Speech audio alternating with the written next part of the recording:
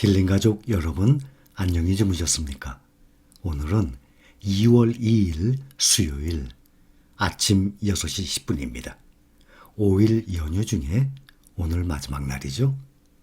또 내일이면 오랜만에 5일 지난 후에 열리니까 오랜만인 느낌이에요. 오랜만에 내일부터 다시 또 장 시작합니다. 미국 증시 마감했는데 오늘 3일째 연달아 올랐습니다. 이거 참 대단합니다. 그런데 중요한 것은 애프터마켓이죠. 장 마감 후에 애프터마켓이 또 진행돼요. 애프터마켓이 장중 가격보다 오히려 더 크게 상승 중에 있습니다. 다우가 0.78% 상승했어요. 35,405. 나스닥이 0.75% 14,346. S&P 500이 0.69% 4,546. 또 필라델피아 반도체는 0.79% 상승했습니다. 3,510. 장중에는 혼조세였어요. 플러스와 마이너스를 계속 오갔다가 막판에 급상승을 했습니다. 요즘에는 막판에 급상승하는 경향을 보이고 있어요. 한창 1월 중에 하락할 때는 잘 나가다가 막판에 아주 급락을 했거든요. 요즘에는 반대의 현상이에요. 3일간 또 오늘 밤에 미국의 증시 열리면 내일 아침 되면은 4일간입니다. 그것이 종합적으로 내일 장 열리게 되면 국내 증시에 영향을 주게 되죠. 3일 동안 다우가 3.6% 상승하고 기술주 많이 올랐어요. 나스닥 7.4% 상승했어요. 또 S&P 500은 5.1% 상승하고 필라델피아 반도체가 8.2% 상승을 했습니다. 아마 내일 또 오르게 되면 필라델피아 반도체가 4일 동안 10% 이상을 오르게 됩니다. SOXX ETF가 오늘은 0.83% 상승했거든요. 그런데 애프터마켓 장 마감 후에 장후 시장에 2% 가까이 상승 중이에요. 그러니 오늘 마감했던 가격의 2배 이상 상승 중이에요. QQQ도 마찬가지예요. 오늘 장중에는 0.68% 마감을 했는데 상승하고 지금 1% 가까이 또 장후 시간에 애프터마켓에 상승 중입니다.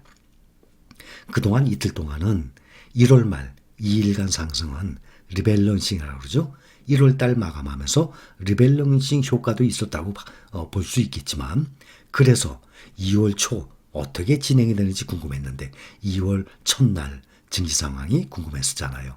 장중에는 계속 혼조였었어요. 그런데 막판에 급등을 한 상태입니다. 보통 보면 잘 모르시는 분들은 지금 우리가 투자하는 종목들이 미국 지수들 따라가잖아요. 예를 들어서 필라델피아 반도체가 2% 올랐으면 우리 장이 열리게 되면 아침에 똑같이 2% 올라야 되는데 왜 1% 오르나?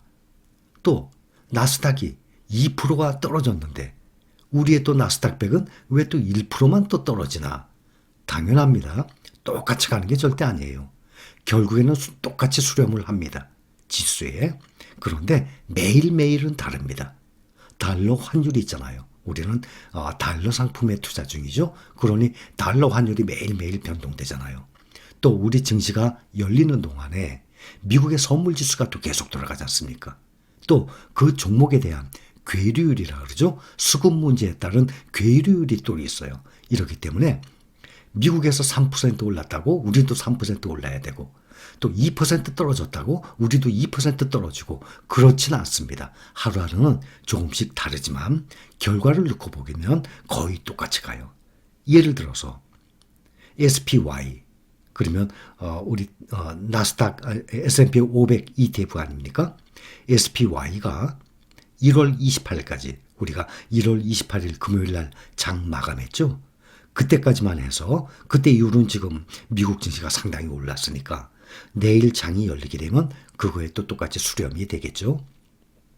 작년 금요일 날 마감한 1월 28일까지만 1년 동안 보면 SPY가 17.47% 상승을 하고 타이거 S&P 500이 25.83% 상승했어요.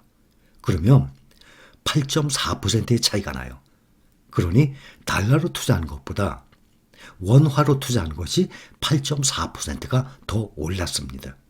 똑같이 QQQ가 1년 동안 9.11% 상승하고 타이거 나스닥 100이 17.88% 상승해서 서로 차이가 8.8% 차이가 나요.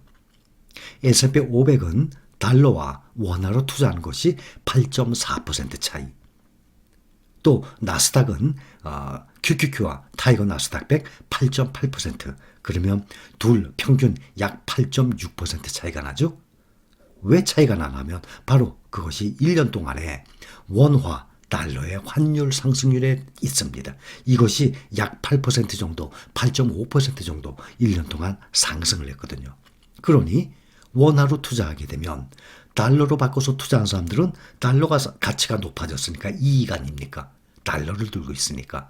원화로 들고 있으면 손해 아니에요? 대신 원화가 달러가 상승한 만큼 우리의 주가가 그만큼 똑같이 상승을 한 거예요. 이해를 하시겠죠? 그래서 하루하루는 다릅니다. 그러나 1년을 놓고 보면 달러 상승분까지 그대로 수렴을 하는 것을 알 수가 있어요. 10년물 국채 금리가 장중에 1.8%를 넘어갔어요. 그런데 1.8% 밑으로 1.79%로 마감을 했습니다. 대형주들 보면 애플이 0.1% 하락을 해서 174달러. 아직 3조 달러 가려면 조금 더 올라야 되죠. 183달러까지 가야 됩니다. 마이크로소프트가 0.71% 하락하고 308달러. 또 테슬라 0.58% 하락했어요. 931달러. 엔비디아는 올랐어요. 0.62%, 246달러.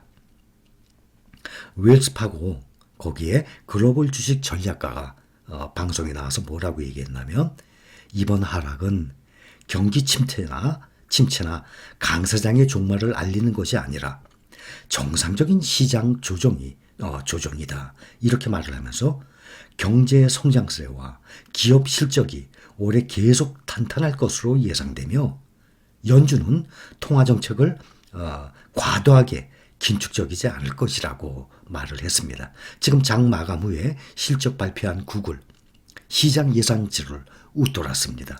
지금 대부분의 기업들이 약 80% 가까이, 그러면 만약에 10개 회사다 그러면 8개 회사 시장 예상치를 웃돌고 있습니다.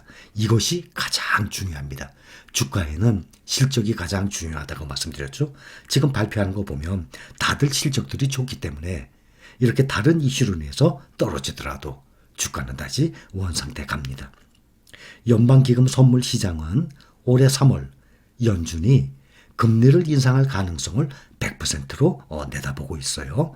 그런데 0.25%냐 한꺼번에 0.5%를 올리냐 그 가능성은 한 9대 1, 0.25% 인상 가능성을 90%로 보고 있고 0.5% 인상 가능성은 10%로 보고 있어요. 그러니 한 90대 10, 9대 1 정도 차이가 나죠. 지금 이번에 시가총액 감소율을 한번 봅니다. 작년 말 시총 대비 올해 1월 말 시총 감소율 상위 10개국하고 나왔습니다. 작년 말 2021년 12월 31일 그 나라의 주가 총 시가총액이에요. 러시아가 가장 많이 하락을 했어요. 16%. 그 다음이 스웨덴. 그 다음이 덴마크, 네덜란드, 우리나라가 5위였어요. 가장 많이 떨어진 나라들 5위. 그 다음에 미국이 6위였어요. 한국이 10.77%, 미국이 10.14%, 미국 많이 떨어졌죠. 스위스, 뉴질랜드, 핀란드, 프랑스 순으로 나와 있습니다. 시가총액을 보면 한국이 약 한 2,400조 정도 됩니다. 시가총액 현재 1월 26일까지 2,400조면 마이크로소프트, 애플 그 한 종목들 보면 시가총액이 둘 다 2,400조가 넘어갑니다. 그러니 애플이나 마이크로소프트 한 종목이면 우리나라 전체 시장을 살 정도로 어마어마한 종목들입니다. 또 1월 26일 현재 시가총액을 보면 미국 대 한국 보면 한 25대 1 정도 미국이 우리나라에 비해서 25배나 크다는 그것을 알 수 있습니다. 자, 연휴 4일 중에 오늘 아침 마감한 것까지 3일 동안 연속 상승을 했습니다. 이틀보다는 오늘은 덜 상승했지만 3일 연속 상승을 했어요. 그래서 기술주 나스닥이 7.4%, 필라델피아 반도체가 8.2% 상승했는데 오늘 애프터마켓 보니까 상승세가 더 강하더군요. 보니 오늘 마지막 오늘 밤에 열리는 4일째는 또 어떻게 될지, 그렇게 되면 내일 아침에 4일째에 대한 그 상승률이 내일 아침에 되면 국내 증시에 또 아마 그대로 반영이 될 것입니다. 오늘 여기까지만 브리핑합니다. 감사합니다.